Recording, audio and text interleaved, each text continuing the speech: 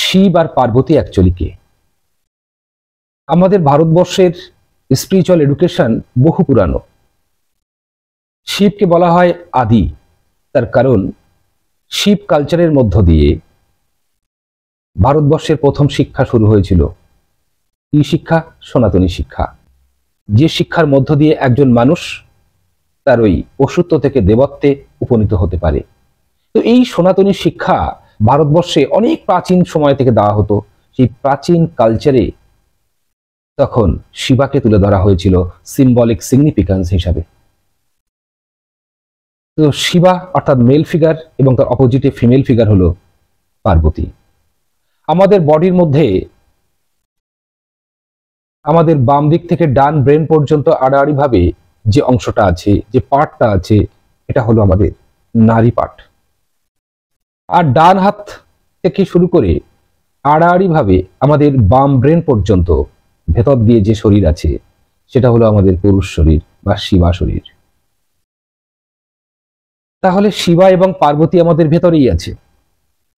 শিবা বা mail figure বা mail body বলতে বোঝায় যে আমাদের বডির মধ্যে থাকা অ্যাগ্রেশন, আমাদের বডির মধ্যে ডমিনেশন, আমাদের বডির মধ্যে থাকা লজিক, আমাদের বডির মধ্যে থাকা সায়েন্স টেকনোলজি, এগুলো সবই পুরুষ পার্ট। আমাদের মধ্যে থাকা ক্যালকুলেটিভ মাইন্ড, আমাদের মধ্যে থাকা বিজনেস মাইন্ড, সবই কিন্তু ওই মেল বডি। তাহলে আমাদের আরেকটা বডির মধ্যে কি আছে, যেটা আমাদের ফিমেল বডি। ফিমেল বডির মধ্যে যে উৎকর্ষতা আছে তা হলো হলিস্টিক, আমাদের আধ্যাত্মিকতা। ফিমেল বডির মধ্যে আছে ইনটিউশন, আমাদের অন্তর্জামিত শক্তি। আছে art, music, creativity, dance, romance, love, অর্থাৎ জীবনের উৎকর্ষ বিষয়ে একটার পর একটা সাজানো আছে এই ফিমেল বডিতে। আধ্যাত্মিকতার সার হলো এই মেল বডি এবং ফিমেল বডি দুটো বডিকে ভেতর থেকে একটা ইনার ব্রিজিং করে দেওয়া, একটা সেতু বন্ধন করে দেওয়া।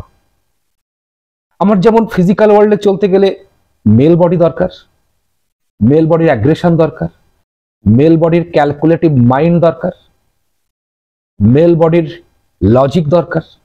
আবার নিজের জীবনে সুখ, শান্তি, পরমানন্দ এগুলোকে অনুভব করতে গেলে দরকার তোমার ওই ফিমেল বডি। এই দুটো বডির মধ্যে দরকার একটা সেতু বন্ধন। যে আমার মেল বডির উৎকর্ষতা সেটাও দরকার, আবার ফিমেল বডির উৎকর্ষতা সেটাও দরকার। এই দুটো বডির মধ্যে একটা মেল বন্ধন দরকার, তাহলে একজন মানুষ ভেতর থেকে পরিপূর্ণ হয়ে উঠতে পারে। তাছাড়া ভেতর থেকে পরিপূর্ণ হয়ে ওঠা যায় না। একটা অংশে তুমি পরিপূর্ণতা অর্জন করলে তো আর একটা অংশ তোমার অপূর্ণ থেকে যাবে। জীবনের সামগ্রিক বিকাশের জন্য দরকার এই মেল বডি এবং ফিমেল বডি, এই দুটোর উত্তরণ দরকার। আর সেই উত্তরণ দরকার যেটা আমরা মনে করি তার সম্ভব একমাত্র আধ্যাত্মিক বিকাশের মধ্য দিয়ে, আধ্যাত্মিক শিক্ষার মধ্য দিয়ে, যা হলো আমাদের জীবনের উত্তরণের শিক্ষা।